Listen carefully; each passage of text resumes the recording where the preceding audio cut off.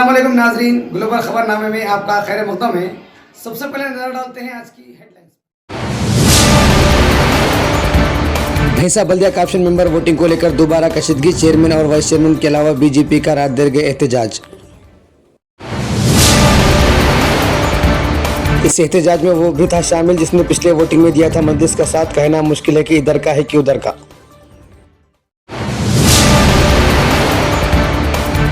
इस एहतजाज का साफ मकसद नहीं हुआ वाज़ेह, क्योंकि काप्शन मेंबरान के अहलकार के अलावा आम लोग भी थे शामिल। नाजरीन अब नजर डालते हैं तफसील। जिले निर्मल के भैंसा शहर में बल्दियाती सियासत का रोना बंद होने का नाम नहीं ले रहा है। कभी राजा भोज गंगोतेली बन रहा है तो कभी गंगोतेली राजा भोज। आइए आपको मुकम्मल तफसीलात बताने की कोशिश करते हैं कि आखिर पूरा मामला क्या है। चंद दिन कबल यानी 11 फरवरी को बल्दियाती इंतखाबात अमल में आए थे और 13 तारीख को इलेक्शन के नताइज भी हासिल हुए। नताइज में कोई भी पार्टी को सबकत हासिल ना हो सके, ना MIM को और ना बीजेपी को। लेकिन आज़ाद उम्मीदवार मिर्ज़ा इदरीस बेग, जिसका इंतखाबी निशान कुकर था, 2 सीट हासिल करते हुए हुकूमत बनाने में तुर्का इक्का साबित हुआ। और इदरीस बेग को यह तय करना मुश्किल साबित हुआ कि वो किसके साथ जाएं। इस तरह मिर्ज़ा इदरीस बेग ने एक वीडियो बयान जारी करते हुए कहा था कि जो पहले 2 साल चेयरमैन का मौका देगा हम उसके साथ जाएंगे, चाहे वो MIM पार्टी हो या फिर बीजेपी हो। इनके इस बयान के बाद ड्रामा भी जोरों से चला, लेकिन आखिरकार मिर्ज़ा इदरीस बेग ने एक अहम फैसला लेते हुए भैंसा शहर की अवाम को चौंका दिया। मिर्ज़ा इदरीस बेग ने बिना चेयरमैन का ओहदा लिए बीजेपी के साथ जाने का फैसला किया और बीजेपी और कुछ आज़ाद उम्मीदवारों के साथ गठबंधन बनाते हुए वाइस चेयरमैन का ओहदे के साथ हुकूमत बनाने में अहम रोल अदा किया। भैंसा शहर की अवाम की उम्मीदें चुकनाचूर उस वक्त हुई जब दत्तू का नाम चेयरमैन के नाम के साथ सामने आया, क्योंकि भैंसा शहर के मुसलमानों को उम्मीदें थी कि मिर्ज़ा इदरीस बेग बल्दिया चेयरमैन होंगे। और देखते ही देखते 16 फरवरी को भैंसा बल्दिया से मजलिस का 10 साला साम्राज्य खत्म हो गया।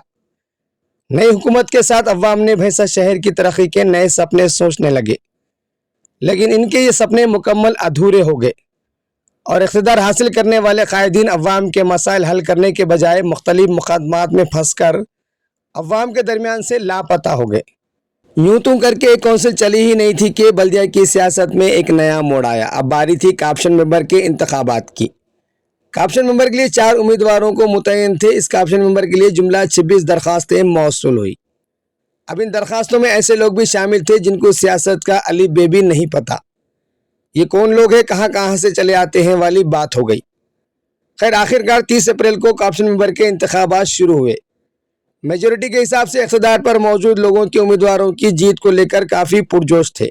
बताया जा रहा है कि कुकर के 2 लोग और बीजेपी के 2 लोगों को काप्शन मेंबर के तौर पर मुंतखब किया जाएगा। काप्शन मेंबर की वोटिंग शुरू की कार्रवाई शुरू हुई, जिसमें जुमला 26 काउंसलर्स और रुकन असम्बली मुदल पी रामाराव पटेल को वोट करने का हासिल था।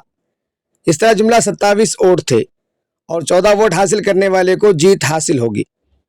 माइनॉरिटी मुस्लिम खातून कोटे से 2 नामों को पेश किया गया, जिसमें कुकर की जानिब से 1 और मजलिस की जानिब से अयूब अहमद रायल की अहलिया।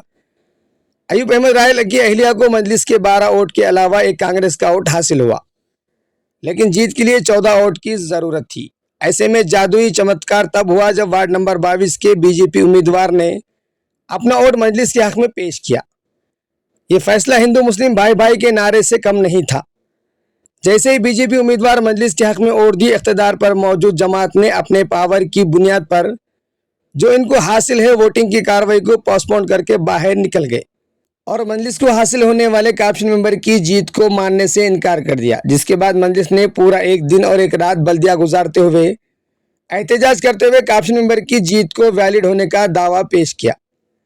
जिसके बाद बल्दिया कमिश्नर ने मुकम्मल जायजा हासिल करने के बाद पहले काप्शन मेंबर की जीत का सर्टिफिकेट मजलिस उम्मीदवार को दिया। लेकिन अभी भी 3 काप्शन मेंबर पर वोटिंग बाकी थी, लेकिन इन 3 में से भी अभी एक काप्शन मेंबर इम्तियाज अहमद एडवोकेट की जीत का दावा पेश करते हुए हाई कोर्ट का दरवाज़ा खटखटाया गया। अभी कोई फैसला ना हो पाया, लेकिन जिले कलेक्टर की जानिब से 12 अप्रैल को बाकी 3 काप्शन मेंबर की वोटिंग कराने का फैसला किया गया और दोनों फरीकीन की जानिब से अपने अपने उम्मीदवारों को मुंतखब करने की जद्दोजहद जारी है। वोटिंग के लिए सिर्फ कुछ घंटे बाकी थे कि अचानक जिले कलेक्टर की जानिब से 11 अप्रैल को रात के ठीक 10 बजे वोटिंग को मुलतवी करने का ऐलान जारी कर दिया गया।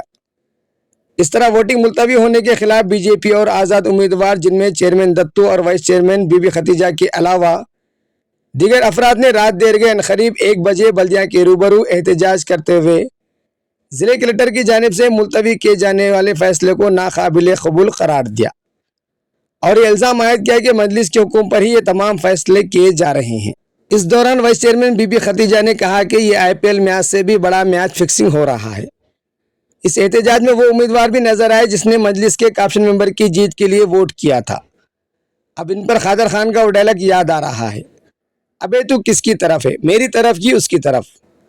खैर, इस तरह वोटिंग को मुलतवी होने पर बीजेपी के एहतजाज से बात साबित हो रही है कि अभी भी मजलिस की जानिब से कुछ उलटफेर होने का डर सता रहा है। खैर, देखना ही है कि भैंसे का मुस्तकबिल क्या होता है। हम तो यही कहेंगे कि अवाम अपने मसाइल को लेकर परेशान है, लिहाजा अपने सियासी जंग को बंद करके अवाम से किए गए वादों को पूरा करने में पहल करें। जनता सरकार जिंदाबाद जिंदाबाद जिंदाबाद जनता सरकार जिंदाबाद V1 justice V1 justice collector down down collector down down commissioner down down commissioner down down. आज भैंसा म्यूनसिपलिटी के चेयरमैन साहब, वाइस चेयरमैन साहब, ऑल काउंसलर्स और उनके कार्यकर्ता जो यहाँ धरने में बैठे हैं भैंसा म्यूनसिपलिटी के सामने, इसका रीज़न ये है कि कुछ दिन पहले काबिनेट मेंबर इलेक्शन हुआ था, उसमें कुछ कन्फ्यूज़न हुआ और पोस्टपोन हुआ इलेक्शन। कल 12 तारीख को इलेक्शन था, पूरे भैंसे को मालूम, ऑल काउंसलर्स को मालूम। आज रात में 9 बजे क्यों कमिश्नर साहब कैंसिल करें, किसके बोलने पे करें नहीं मालूम। लिहाजा भैंसा एक पुरअमन शहर है और यह शहर को पुरअमन रहने दीजिए। मैं स्पेशली कलेक्टर साहब से ये रिक्वेस्ट करना चाह रहा हूँ, आप कल मॉर्निंग आके इमीडिएट एक्शन लो और इलेक्शन कराओ। पूरे काउंसलर्स, पूरी बॉडी म्यूनसिपलिटी की बैठ के फेयर इलेक्शन होना और भैंसे के पुरअमन फिजा को बरकरार रखना।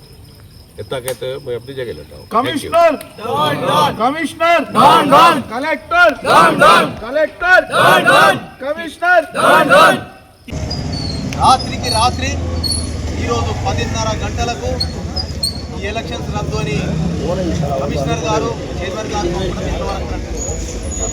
ఎందుకయ్యా ఈ ఎలక్షన్స్ ఎందుకు రద్దు చేసిందని కమిషనర్ గారికి అడిగితే కలెక్టర్ ఆర్డర్తో ఈ యొక్క ఎలక్షన్స్ రద్దు చేయడం జరిగిందని చెప్పిండు.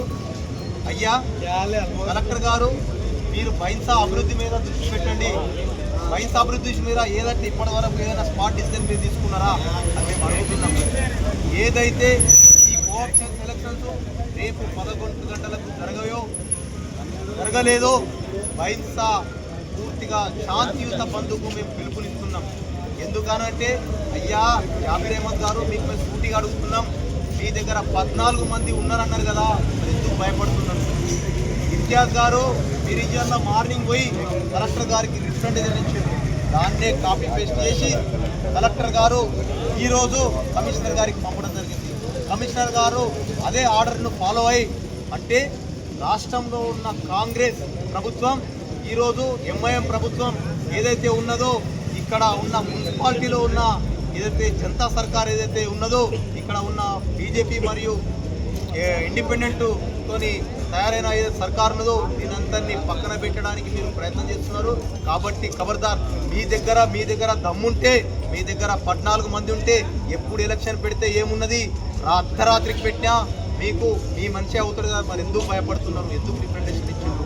ఎందుకనంటే మొన్న గతంలో ఉన్న ఏదైతే మున్సిపల్ చైర్మన్ ఉన్నాడో ఆయనపై ఒత్తిడి తీసుకొచ్చి ఈరోజు మీరు మాకు ఆర్డర్ ఏదైతే మీ ఇద్దరికి చేతులు లేపినా ముగ్గురికైనా ఇస్తారా ఇవ్వరా అని ఒత్తిడి చేసి, లేకుంటే బైన్సాకు అగ్గి పెడతామని పోలీస్ ముందర కూడా ఆ రోజు చెప్పడం జరిగింది. మీరు ఆ రోజు ఒకటి ఇచ్చేది, అయినా ఈరోజు ఇంకా 3 ఉన్నాయి. ఈ 3 చేయడానికి కూడా మీరు ఎందుకు ఇచ్చేస్తున్నారు? కాబట్టి రేపు కోఆప్షన్ ఎలక్షన్ జరగకుంటే శాంతియుతంగా బైన్సా బంధువులు మేము పిలుపునిస్తాం. కోఆప్షన్ ఎన్నిక అయ్యే వరకు మేము ఇక్కడ మున్సిపాలిటీ నుంచి జరగం. అయ్యా పోలీస్ సిబ్బందికి ఒకటే అంటున్నాం, ఆ రోజు మీరు ఇక్కడ ఎంఐఎం తొత్తులు, ఎంఐఎం ఎవరైతే ఉన్నారో ఇక్కడ ఇక్కడ టెంట్ వేసుకొని పంటే మీరు అరెస్ట్ చేయలేదు, మేము కూడా ఈరోజు అంటే టెంట్ వేసుకొని పంటే న్యాయం జరుగుతుంది అంటే మేము కూడా ఇక్కడనే టెంట్ వేసుకొని పంటాం, మాకు కూడా న్యాయం కావాలని కోరుతున్నాం. జై శ్రీరామ్.